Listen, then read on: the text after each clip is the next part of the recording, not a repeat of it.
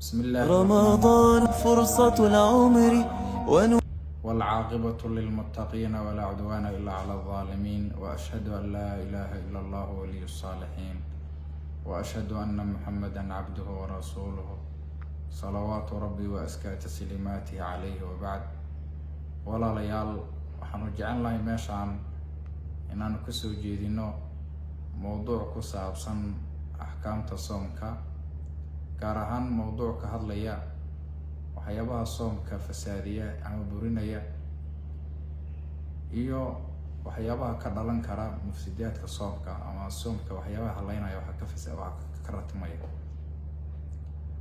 waxaad ogtiin walaalayaal soomku cibaadaadka kale oo uu la mid yahay oo wuxuu leeyahay shuruud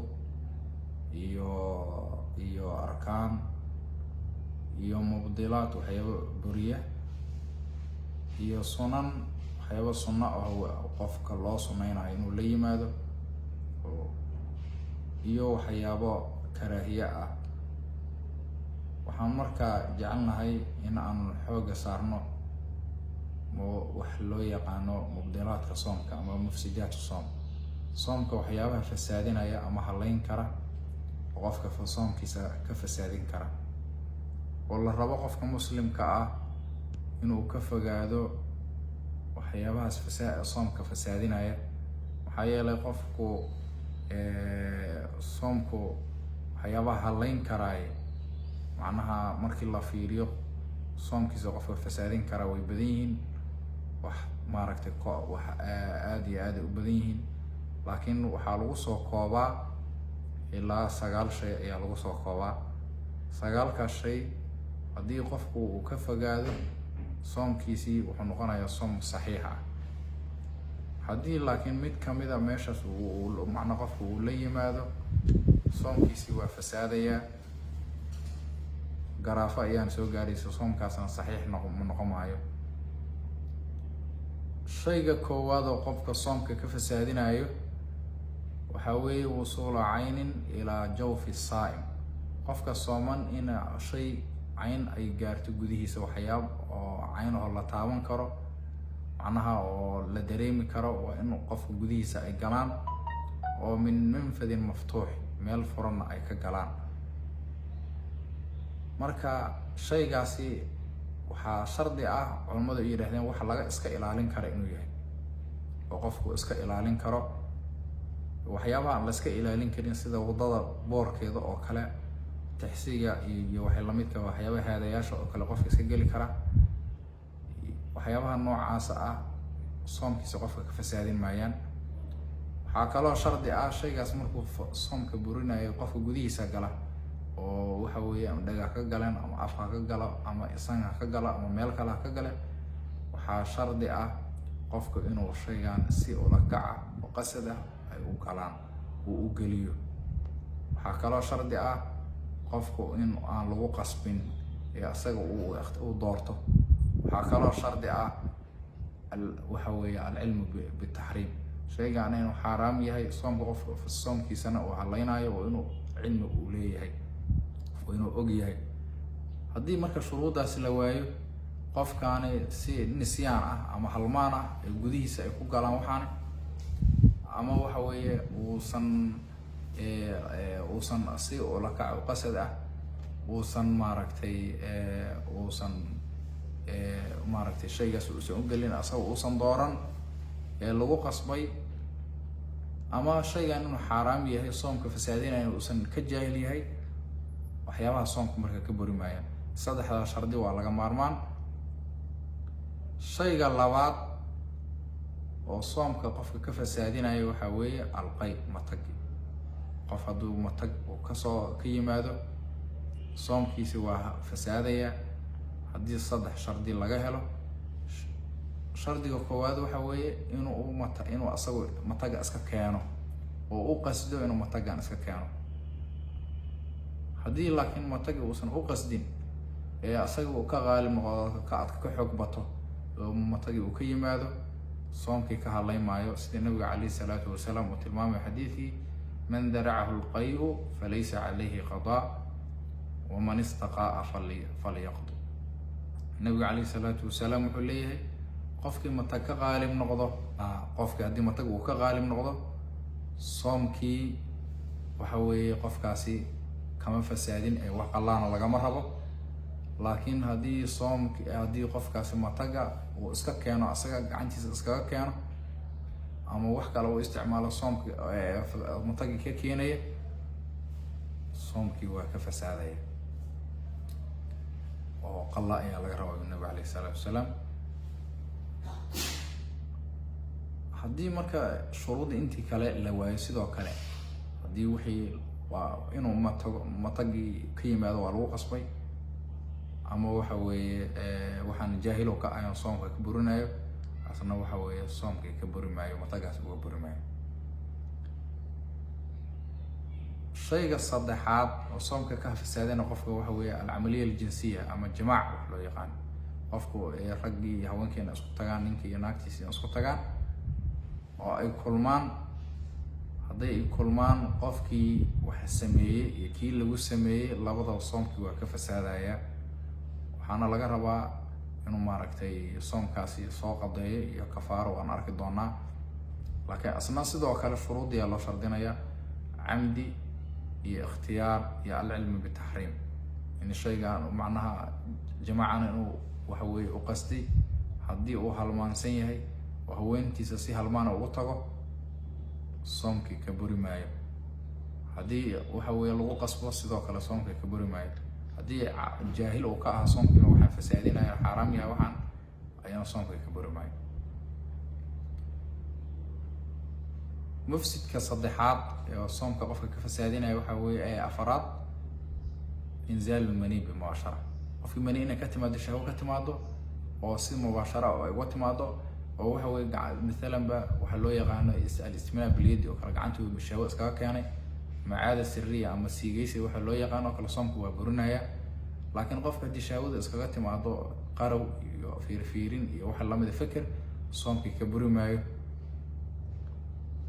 waxaa kaloo soomka fasaadinaya shayga shanaad waxa weeye waxa loo yaqaan aljunuun, waali.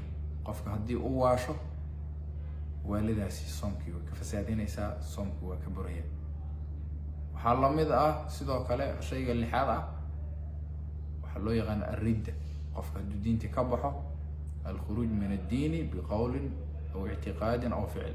qofka diinta hadduu ka baxo oo caqiide uga baxo ama ficil uga baxo ama hadal uga baxo, soomkiisii waa halaabaya. hadduu soomo, soomkiisi waa fasaadaya, waa buraya. shayga ku xiga oo asna wax fasaadinaya oo ka toddobaad, waxaa lamida sideedaad iyo sagaalaad. saddexdaas waxay gaar u yihiin haweenka ay wax ka buriyaan kaliya. waxaana loo yaqaana alxayd walnifaas walwilaada. haddii haweeneydii dhiigga caadada uu ku dhaco, dhiigga umilada uu ku dhaco, ama ay dhasho, soomkii waa ka fasaadayaa. saddexdaas waxyaabana waxay khaas u yihiin haweenka, ay khaas u yihiin.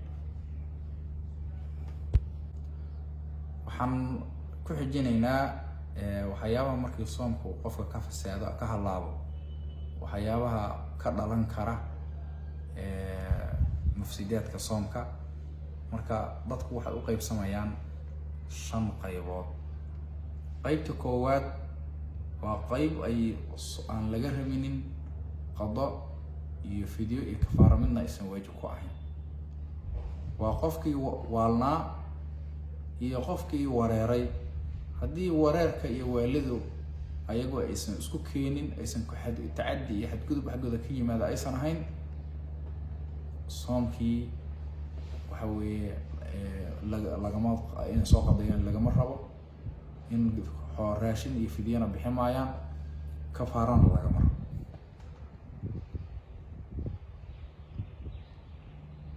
qaybta labaad ee dadka kamid waxa weeye qayb laga rabo kaliya qado oo fidye iyo kafaaro midna aan laga doonaynin. qaybtaasi waa aad u badan yihiin. waxaa kamid qofkii soomkii afura, waxa weeye jimaacna aan ku afurin iyo haweenkiisa aan u tagin, laakiin si kale ku afura, waxba cuna, waxba cabay, cudurdaarna uma afurin, wax cudurdaara ma lahayn.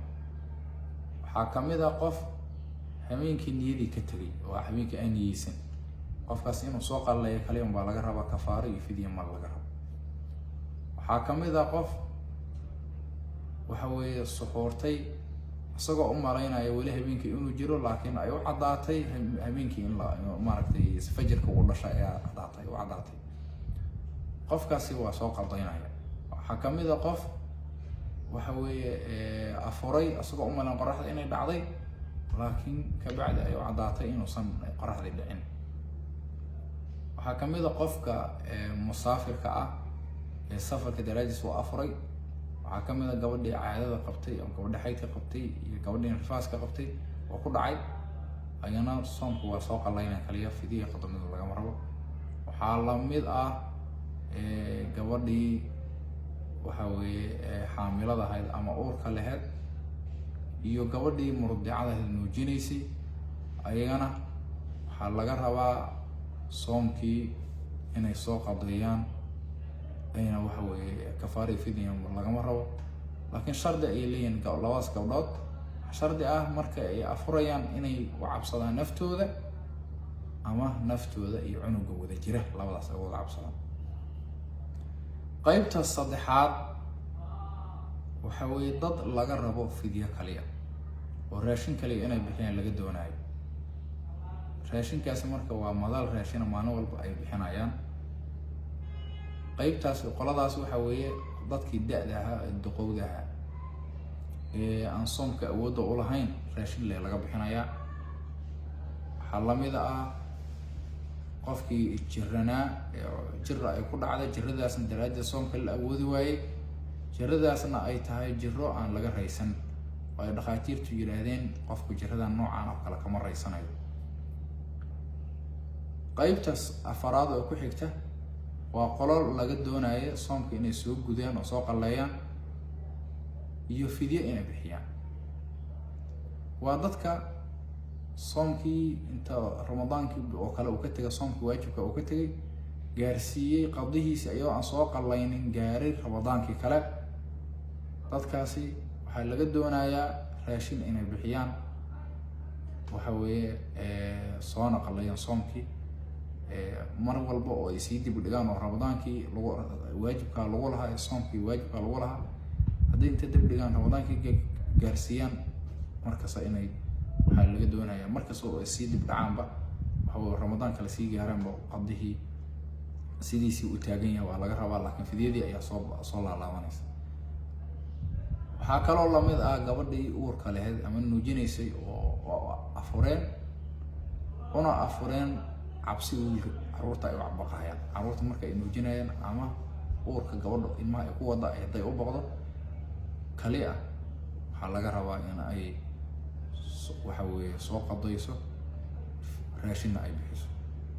qaybta ugu dambaysa waxa weeye dad laga rabo inay soomka soo qadeeyaan, lagana doonayo kafaaro gud. waa dadkii maalin ramadaan waxa weeye iyagoo si ula kac ah jimaaca inta isku tegay, nin iyo naagtii isku tegay, ramadaankii waa ka buray, bishii soomkii waa ka buray. waxaa kaloo laga rabaa inay soo qadeeyaan maalinkaas ay jimaaca ay sameeyeen bedelkiisa. kafaaro gudna waa laga rabaa. kafaaradaasna waxa weeye saddex martaba ay leedahay oo ay u kala horeysaa. marka koowaad waa inay addoon xoreeyaan oo addoon la xoreeyo. haddii addoontii la waayo ama lacagteedii la waayo, waxaa la rabaa 2 bilood xiriir in la soomo. haddii la waayo oo qofku awood u waayo maaragtay 2 bilood inuu soomana, waxaa laga doonayaa in uu 60 miskiin uu quudiyo, miskiin walbana hal madal oo raashin uu siiyo. intaas ayaan kusoo gabagabeynaa. Assalaamu calaykum waraxmatullahi.